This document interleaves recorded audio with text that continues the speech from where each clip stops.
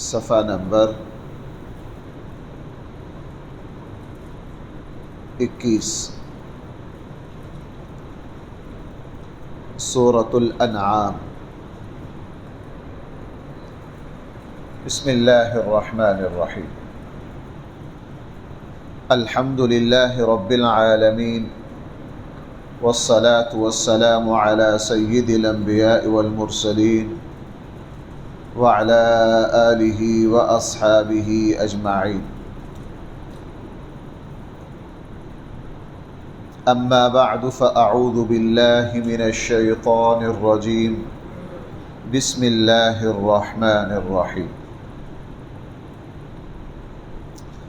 الحمد للہ الذی خلق السماوات والارض وجعل الظلمات والنور ثم الذین کفروا بربهم يعدلون۔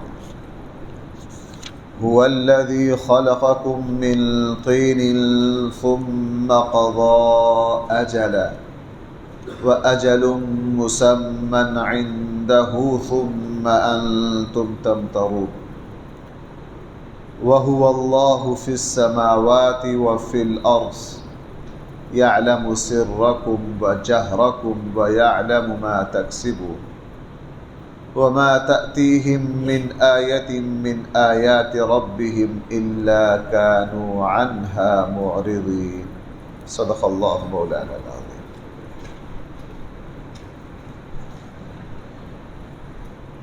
اس سورت کا نام سورۃ الانعام ہے۔ انعام کہتے ہیں جانوروں کو، اور اس صورت میں کافی آگے جا کے جانوروں کے بارے میں کچھ احکام ہیں۔ اس صورت میں آگے جا کے جانوروں کے بارے میں کچھ احکامات اللہ تعالیٰ نے دیے ہیں، اور چونکہ جانوروں کو عربی میں انعام کہا جاتا ہے، اس لیے اس صورت کا نام سورۃ الانعام ہے۔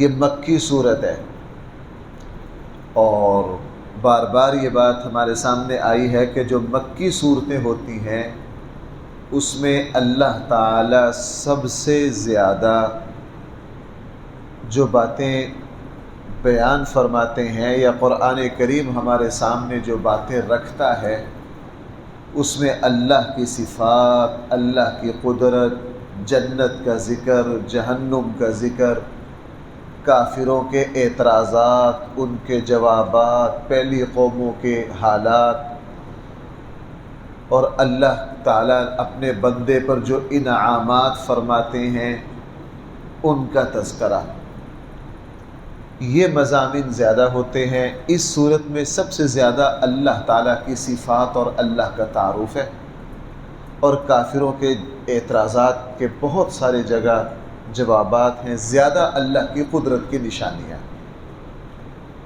احکامات بہت کم ہیں، بس آخری حصہ جو اس صورت کا ہے اس میں کچھ احکامات قرآن کریم نے دی ہیں، اور یہ بات قرآن کریم کی بہت ہی عظیم الشان بھی ہے، اور ایک طرح کا انسان پر اللہ کا فضل بھی ہے۔ اللہ تعالیٰ جہاں اپنی قدرت کی دلیلیں بیان کرتے ہیں، وہاں اللہ جل جلالہ اپنی قدرت کی ایسی عام فہم آسان نشانیاں بیان کرتے ہیں جن کو ہر انسان کے لیے سمجھنا بالکل آسان ہوتا ہے، چونکہ اللہ تعالیٰ نے اپنی ذات کو چھپا لیا ہے۔ اس دنیا میں رہتے ہوئے کوئی بھی اللہ کی ذات کو دیکھ نہیں سکتا، ہمارے اندر یہ طاقت نہیں ہے، ہماری آنکھ میں وہ قوت نہیں ہے جو اللہ تعالیٰ کی ذات کو دیکھ سکے۔ ظاہر ہے ہم ایک مسلمان ہر وقت اپنے اللہ سے سجدہ ریز، اللہ کے سامنے سجدہ ریز ہوتا ہے۔ اللہ تعالیٰ نے اپنی ذات کو چھپا کر اپنی صفات کو اتنا سادہ اور عام فہم ہمارے سامنے کر دیا، اب ہم یوں کہہ بھی سکتے ہیں کہ ہم نے اللہ کو نہیں دیکھا، اور یوں بھی کہہ سکتے ہیں کہ ہم نے اللہ کو دیکھا ہے، یعنی اللہ کی صفات اور اللہ کی قدرت کے دلائل کو خوب دیکھا ہے۔ اس لیے قرآن کریم نے آغاز ہی یہاں سے کیا، الحمدللہ، ساری کی ساری تعریفیں اللہ کے لیے۔ جس جملہ سے سورہ فاتحہ کا آغاز ہے، سورہ انعام کا آغاز بھی اسی سے۔ قرآن کی بہت سی صورتیں ایسی ہیں جو الحمدللہ سے شروع ہوتی ہیں۔ سورہ انعام ہے، سورہ کہف ہے، سورہ سبا ہے، سورہ فاطر ہے، اب یہ سب اس جملہ سے شروع ہوتی ہیں سورہ فاتحہ کی طرح، الحمدللہ، ساری کی ساری تعریفیں اللہ کے لیے ہیں۔ اس کے کئی مطلب ہو سکتے ہیں اس جملہ کے۔ ساری تعریفیں اللہ کے لیے اس وجہ سے ہیں کہ اللہ کی صفات ذاتی ہیں، اللہ کی خوبیاں ذاتی ہیں، کبھی بھی وہ ختم نہیں ہوتی۔ اللہ کے علاوہ ساری مخلوق میں جتنی صفات ہیں وہ ذاتی نہیں ہیں، عارضی ہیں۔ جیسے کوئی آج جوان ہے، 8 10 15 سال کے بعد وہ جوان نہیں رہے گا۔ آج کوئی زندہ ہے، کل وہ ختم ہو جائے گا۔ آج چہرہ اللہ نے خوبصورتی دی ہے، بڑھاپے میں ختم ہو جائے گی۔ یہاں دنیا میں کوئی چیز آباد ہوتی ہے، دوسری چیز اجڑ جاتی ہے۔ ہمیشہ ہمیشہ تعریفیں جس کے پاس رہیں گی وہ صرف اللہ کی ذات ہے، جس کی شان اور عظمت اور کبریائی پر کبھی بھی زوال آنے کا نام و نشان نہیں ہے۔ دوسری بات یہ ہے کہ مخلوق میں جتنی خوبیاں ہیں وہ حقیقت میں اللہ ہی کی پیدا ہمارے اندر جو کچھ ہے وہ ہمارا ذاتی نہیں ہے، اللہ نے رکھا ہے، اللہ تعالیٰ ختم کرنا چاہیں گے منٹوں میں ختم ہو جائے گا۔ اس لیے فرمایا ساری کی ساری تعریفیں، ساری کی ساری خوبیاں، سارے کے سارے کمالات، جو ترجمہ کریں آپ ٹھیک ہے، ساری تعریفیں اللہ کے لیے ہیں، ساری خوبیاں اللہ کے لیے ہیں، سارے کمالات و صفات اللہ تعالیٰ کے لیے ہیں۔ وہ اللہ الذی خلق السماوات والارض، جس نے پیدا کیا آسمانوں کو اور زمین کو، وجعل الظلمات والنور، اور رکھ دیا اور بنا دیا اندھیروں کو اور روشنیوں کو۔ دو باتیں بیان کی بھائی، ذرا یہ تھوڑی سی باریک باتیں۔ جس چیز کا وجود ہو، نظر آ رہی ہو بذات خود، ان میں سے دو چیزوں کا ذکر کر دیا، آسمان اور زمین۔ علماء کی زبان میں انہیں کہا جاتا ہے یہ ذات ہیں۔ کچھ چیزیں ایسی ہیں جو عرض ہیں۔ عرض ان چیزوں کو کہا جاتا ہے جو خود سے کھڑی نہیں ہو سکتی۔ مثلا بھائی یہ آپ دیوار دیکھ رہے ہیں، اس میں سفید رنگ ہے، یہ دیوار تو ذات ہے، خود کھڑی ہے، پتھر کی ہے، لیکن یہ جو سفید رنگ ہے یہ خود سے نہیں کھڑا، یہ دیوار کے ساتھ کھڑا ہے۔ اگر دیوار نہ ہو ہم سفید رنگ کو خود سے کھڑا نہیں کر سکتے۔ اس لیے اللہ تعالیٰ نے فرمایا کہ اس نے اندھیروں کو بھی اور نور کو بھی پیدا کیا۔ اندھیرا اور نور یہ خود سے کھڑے نہیں ہو سکتے، لیکن اللہ اب یہاں روشنی رہی ہے، اگر کوئی کہے یار یہ روشنی ذرا مجھے پکڑانا، تو بھائی روشنی کو ہم پکڑ سکتے ہیں؟ نہیں۔ اندھیرا ہے، ہم اندھیرے کو پکڑ سکتے ہیں؟ نہیں۔ تو اللہ جل جلالہ نے وہ چیزیں جن کا وجود ہمیں نظر آ رہا ہے، جو خود کھڑی ہیں، وہ بھی اللہ ہی کی پیدا کردہ ہے۔ اور جو چیزیں نظر، اب جیسے پھول ہے، پھول کے اندر خوشبو ہے، ہم اس خوشبو کو باہر نکال کے الگ سے دکھا نہیں سکتے۔ پھل ہے، یہ کیا ہے جی؟ آم ہے، خوشبو بڑی پیاری ہے، تو بھائی خوشبو ذرا نکال کے دکھانا اس کے اندر سے، خوشبو آم سے الگ ہو نہیں سکتی۔ تو یہاں فرمایا آسمان کو بھی اسی نے پیدا کیا، زمین کو بھی اسی نے پیدا کیا، وجعل الظلمات والنور، اور اس نے اندھیروں کو اور روشنیوں کو بھی اسی نے پیدا کیا۔ ثم الذین کفروا، پھر وہ لوگ الذین کفروا بربہم، جنہوں نے اپنے رب کا انکار کیا، یعدلون، اپنے اللہ کے ساتھ وہ دوسروں کو شریک کرتے ہیں۔ قرآن یہ بات بار بار بیان کرتا ہے، اور جہاں یہ بات آتی ہے میں بھی وہاں بار بار بیان کرتا ہوں کہ سارے انسان اس کو مانتے ہیں کہ ان ساری چیزوں کو پیدا کرنے والا اللہ ہے۔ اللہ تعالیٰ فرماتے ہیں جب تم یہ مانتے ہو کہ یہ ساری کاریگری میری ہے، پھر میرے ساتھ دوسروں کو شریک کیوں کرتے ہو؟ اس لیے آگے بھی فرمایا هو الذی خلقکم من طین، وہ اللہ ہی ہے جس نے تم سب کو مٹی سے پیدا کیا۔ یہ مٹی سے پیدا کرنے کا ایک مطلب تو بالکل عام ہے کہ پہلا انسان اللہ تعالیٰ نے مٹی سے پیدا کیا، آدم علیہ السلام۔ باقی ہم لوگ مٹی سے پیدا نہیں ہوئے، حضرت آدم علیہ السلام کو شروع میں مٹی سے پیدا کیا۔ بار بار قرآن بیان کر رہا ہے کہ مٹی کے جتنے اجزاء تھے ان سب کو جمع کیا، ان کا گارا بنایا گیا اور ان کا آدم علیہ السلام کا پتلا بنا دیا گیا۔ جب وہ گارا اچھی طرح خشک ہو گیا، جیسے کچی اینٹ جب صحیح طرح دھوپ کے ذریعے پک جائے تو اس کچی اینٹوں کو بھی آپس میں مارو تو ان میں آواز آتی ہے۔ جب آدم علیہ السلام کا پتلا اس طرح کچی اینٹ کی طرح بن گیا تو پھر اللہ تعالیٰ نے اس میں اپنی روح کو پھونک دیا۔ یہ سارے کمالات روح کے ہیں بھائی، سارے کمالات جسم میں کس کے ہیں؟ روح کے ہیں۔ روح جب تک ہے جسم میں برکت ہے، روح جب ختم ہوگی جسم کی ساری برکتیں ختم ہو گئیں۔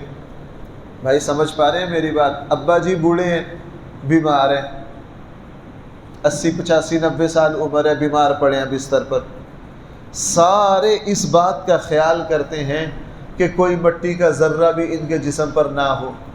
بوڑھے ہیں، معذور ہیں، کپڑے بدلتے ہیں، صفائی کا خیال کرتے ہیں، بستر بدلتے ہیں تاکہ ان کے جسم پر گندگی نہ ہو۔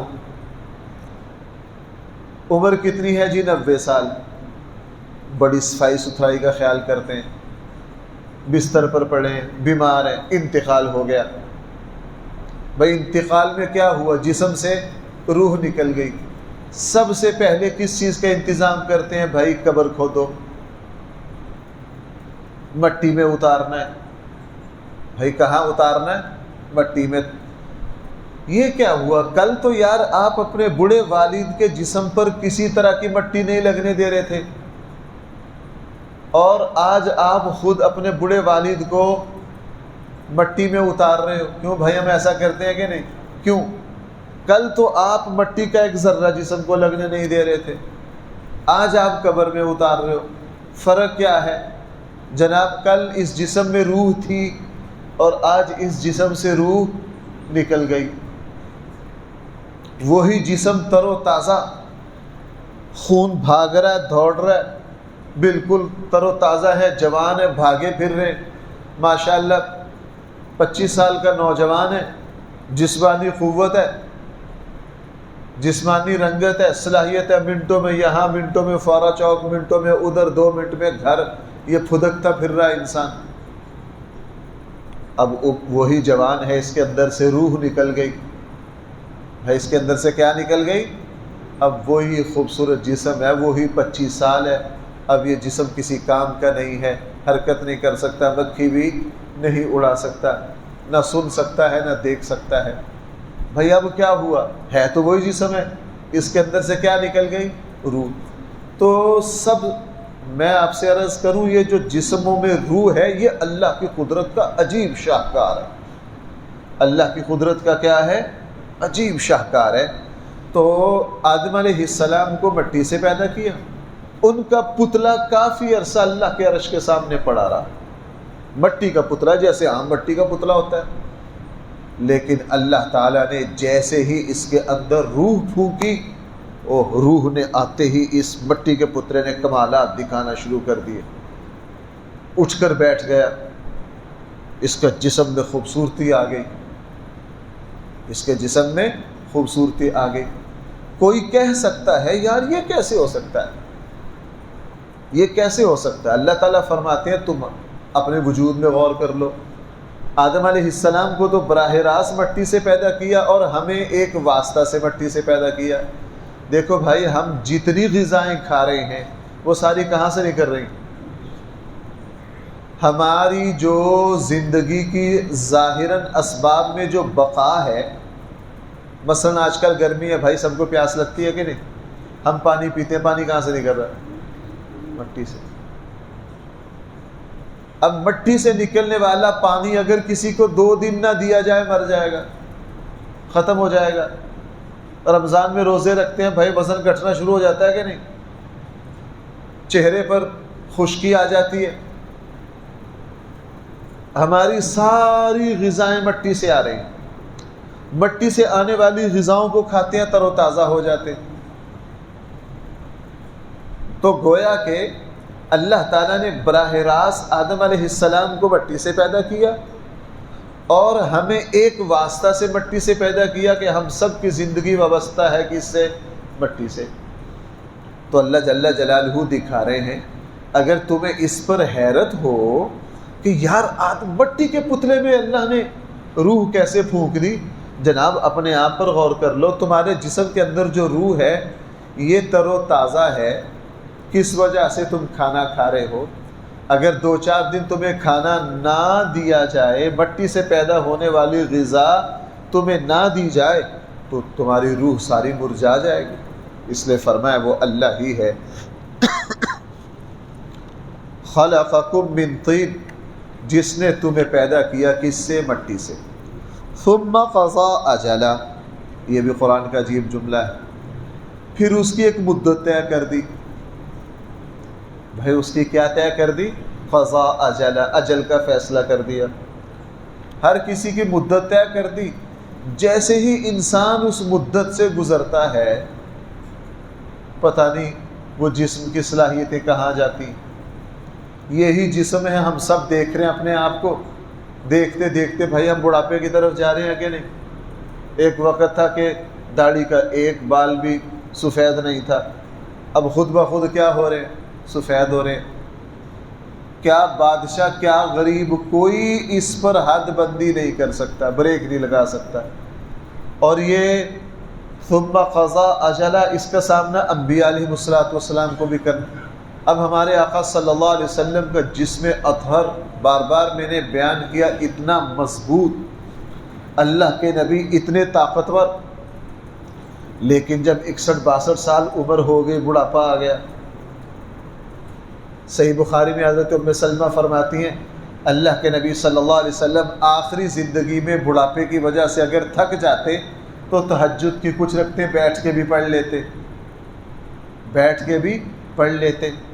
اللہ نے ایسا نظام رکھا، جیسے جیسے عمر گزر رہی ہے جسم تھکنا شروع ہو جاتا ہے۔ ایک وقت ہوتا سارا دن بھاگے پھرتے رہو، کوئی پرواہ نہیں، اور اب عمر 60 سال ہو گئی ہے، 65 ہو گئی ہے، 70 ہو گئی ہے، 75 ہو گئی ہے، جاتے جاتے تھوڑا سا جھٹکا لگ جائے تو گھٹنے میں درد ہو جاتا ہے، 6 مہینے وہ درد نہیں جاتا۔ بھائی یہ ہو کیا گیا؟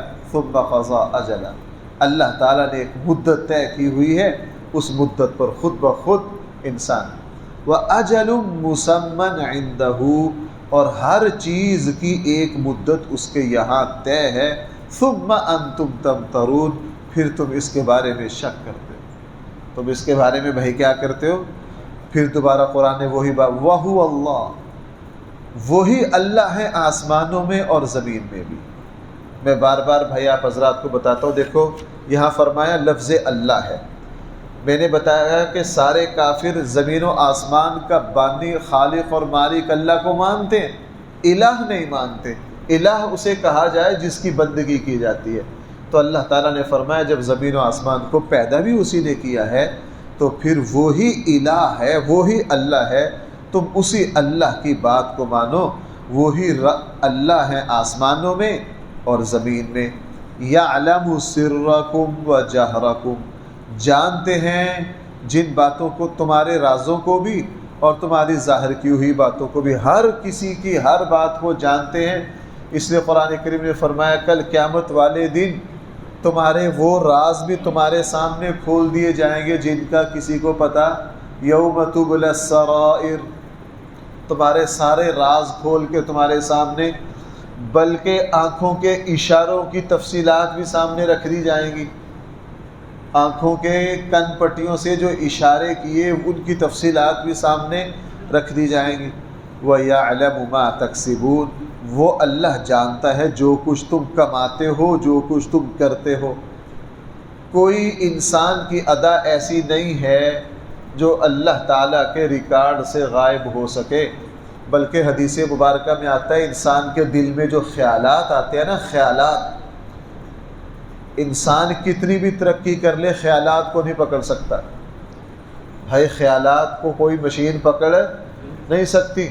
کیمروں کے ذریعے یہ تو دیکھا جا سکتا ہے کہ بندہ چل رہا ہے، اٹھ رہا ہے، بیٹھ رہا ہے، لیکن اس کے دل میں کیا خیالات آ رہے ہیں اس کو کوئی پکڑ نہیں سکتا۔ فرمایا قیامت والے دن وہ بھی تمہارے سامنے رکھ دیں۔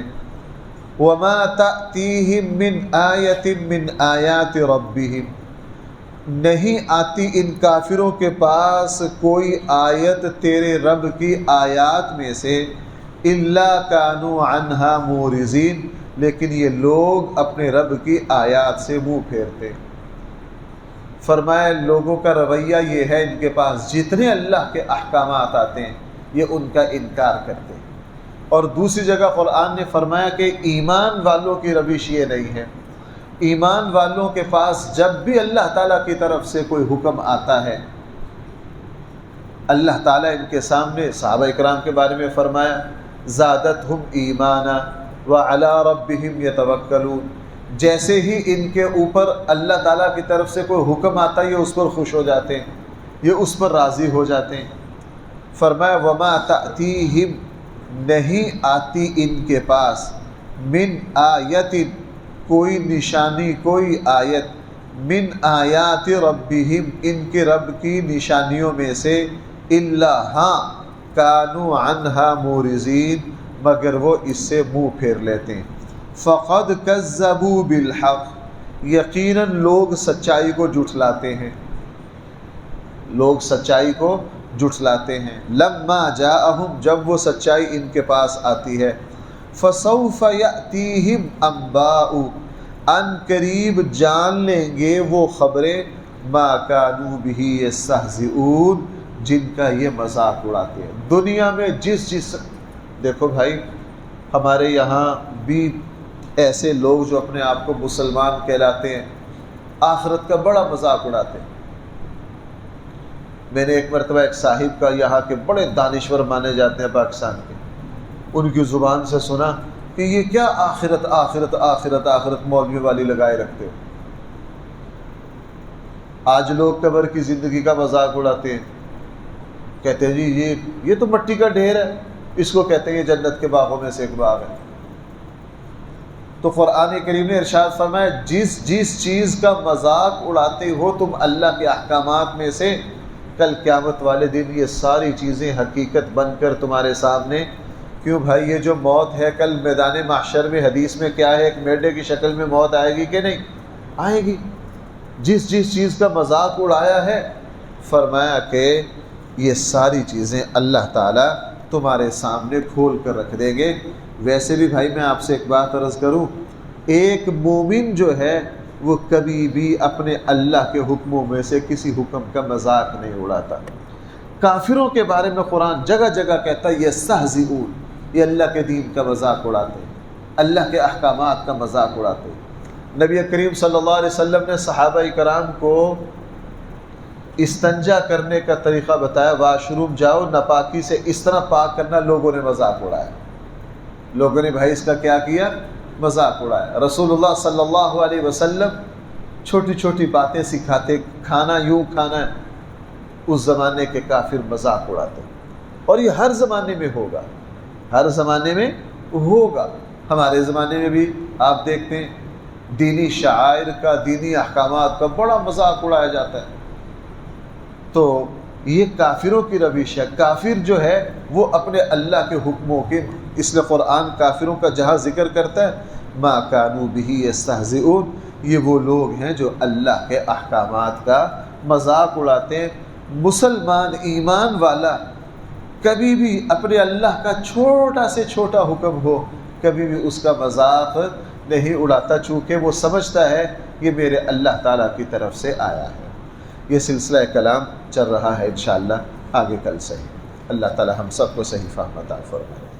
الحمدللہ رب العالمین والصلاة والسلام على سید الانبیاء والمرسلین وعلى آلہ واصحابہ اجمعین۔ ربنا آتنا فی الدنیا حسنہ وفی الآخرة حسنہ وقنا عذاب النار۔ صلی اللہ تعالی علی خیر خلقہ سیدنا و مولانا محمد وآلہ واصحابہ اجمعین برحمتک یا